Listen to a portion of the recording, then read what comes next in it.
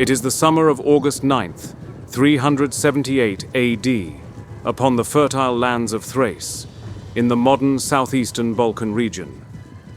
The Emperor Flavius Julius Valens Augustus, ruler of the Eastern Roman Empire, marched at the head of an army that had been hardened by years of frontier wars across the eastern regions. His veteran force in pursuit of an elusive and cunning enemy, the Goths. 2 years earlier, in 376, the Thervings and Greutungs, 2 Gothic tribes, had fled across the Danube River, seeking refuge from the savage advance of the invading Huns. Emperor Valens had granted them asylum within the empire, expecting them to serve as soldiers and farmers in return. But corruption among Roman officials turned the resettlement into sheer disaster. The refugees were starved, extorted, and even sold into slavery. Soon, despair turned to rebellion. The Gothic leader Fritigern, charismatic and cunning, rallied his people and rose against the Romans. By 378, the Goths roamed Thrace unchecked, burning villas and sacking towns. Valens, envious of his nephew Gratian's victories in the west and eager to secure glory for himself, decided to act swiftly to crush the Gothic rebellion before Gratian's reinforcements could arrive to aid his force. Valens' scouts reported that Fritigern's army was camped near Adrianople, modern Edirne, Turkey. Believing the Goths numbered fewer than his own 15,000 to 20,000 men, Valens ordered an immediate advance. His generals urged caution. The Gothic cavalry, under the Greutungi commanders Alathius and Saphrax, had not yet been located. Valens dismissed the warning and proceeded onwards to give battle. The Roman army marched uphill, slowed by hot weather, as well as heavy armor and supplies.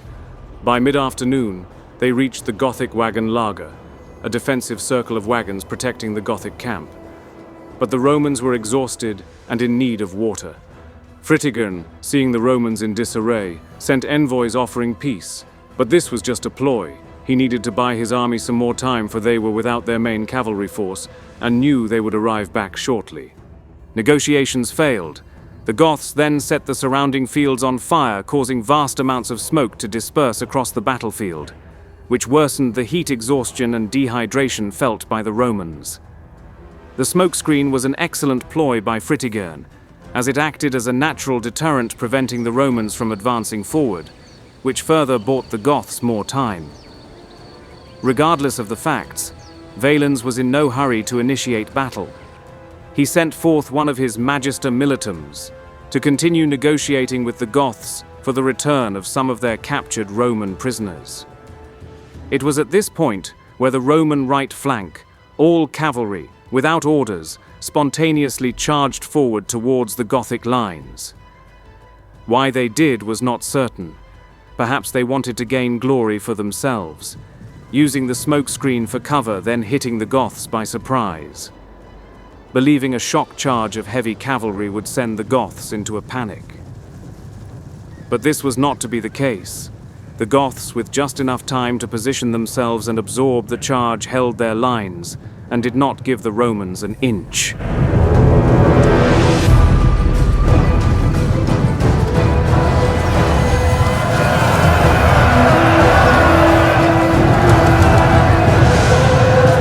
Without any additional support, the Roman cavalry had no success at piercing the Gothic lines.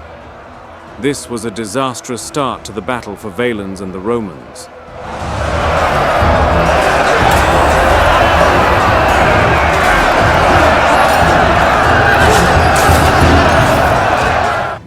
Worse news ensued, as at that moment, the distant Gothic cavalry had returned with reinforcements of Alan cavalry. Now, with his right flank of cavalry tied down and engaged, Valens was left with few options. He decided the best course of action was to immediately charge the rest of his troops forward in support. His left flank of cavalry was not prepared and were completely unorganized. They recklessly charged forward ahead of the Roman center.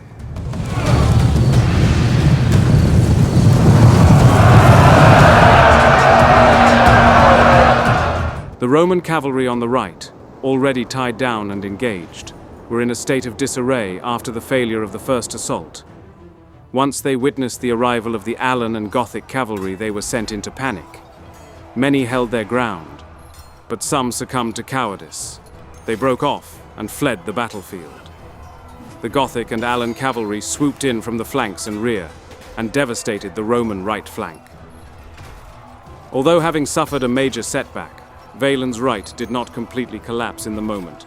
Many continued the fight and held firm just long enough for the rest of the Roman army to reinforce.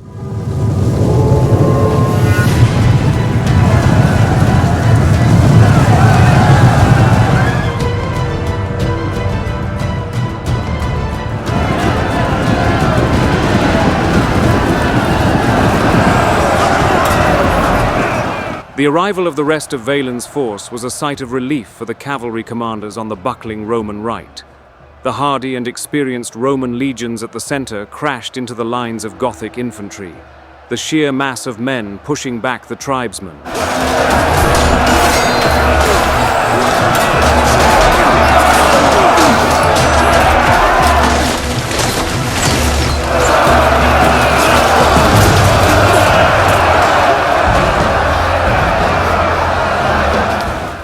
The fight was hard-pressed. On one hand, the Goths were driving back the Roman cavalry on the right flank, whilst the opposite was true on the Roman left.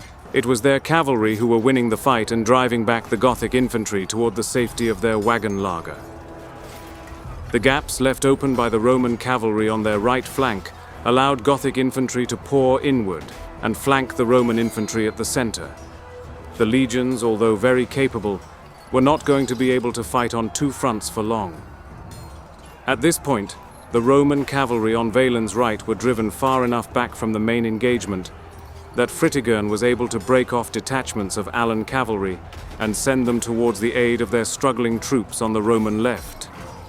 Fritigern's right flank, pressed hard, were fighting with their backs toward their camp, with the physical impediment of the Gothic wagons offering some safety and relief from the relentless push of the Roman cavalry. The Allan cavalry struck mercilessly at the throat of the Roman cavalry's flank, causing significant losses in the initial charge and killing the Roman momentum. Their intervention was so well timed that now they were the ones on the offensive, driving the Romans back, with the Romans left now on the verge of collapse.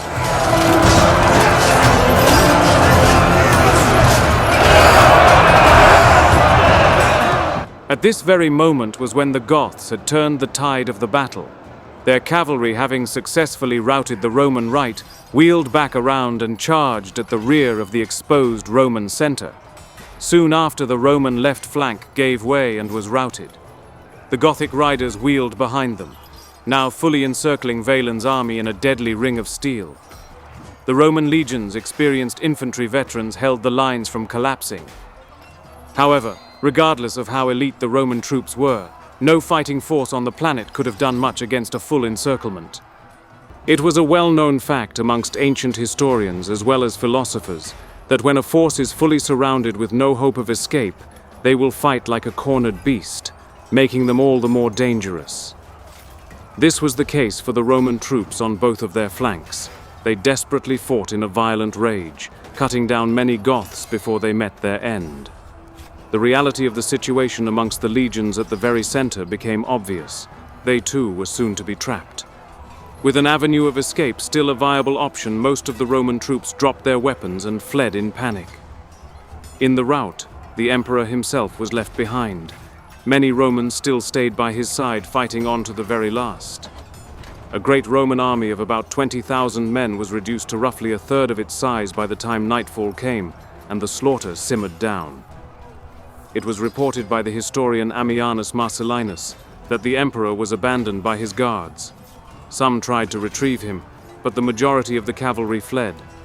Valens' final fate is unknown. He may have died anonymously on the field. His body was never found.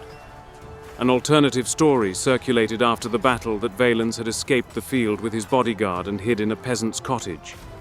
The enemy had pillaged the cottage, setting it ablaze.